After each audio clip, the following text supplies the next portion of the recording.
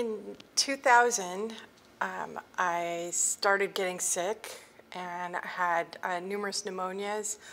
And in the course of being treated, my doctor diagnosed me with asthma. You can be sick with so many other things.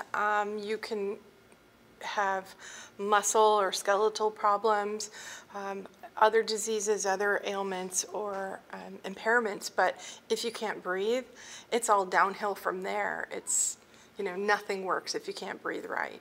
At the time when I was going through what I thought was asthma, it would get worse and worse, and I thought that eventually one of those times I would just die from it.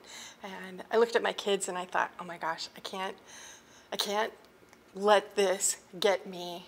Eventually in 2003 I had a CAT scan that revealed a tumor in the branch of my airway. And it really didn't sink in until the day I went to the hospital and I was filling out paperwork, and my mom had gone to the hospital with me, and they were asking about my advance directive, which I didn't have, and I said, oh no, I don't want to be kept alive on a machine.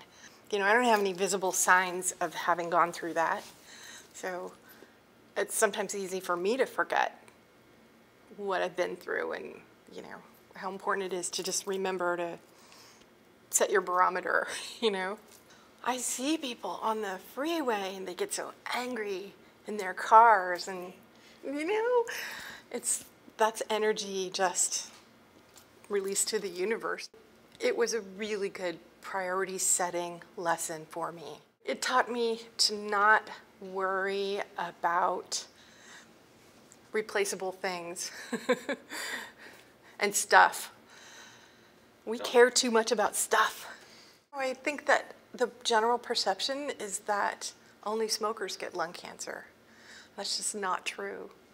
It's funny, you can have other kinds of diseases and people don't ask things like that. Like, did you somehow cause this? Were you a smoker?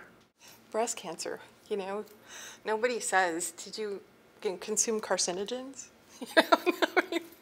When I was looking for a support group as I was recovering and I couldn't find a support group, it didn't occur to me that that was just wrong. I know that it would have been a lot better to have more people like me that I could have a community with. At the end of my life, I want to be able to say I made some kind of difference. By showing up to the Lung Force events whenever the American Lung Association asks me, by trying to always say yes if I can possibly do it, that I might help. I might help create community. I share my voice because lung cancer kills more than the top 3 cancers combined, including breast cancer. I know we can change that. I know we can create more survivors. I want to help. I can make a difference.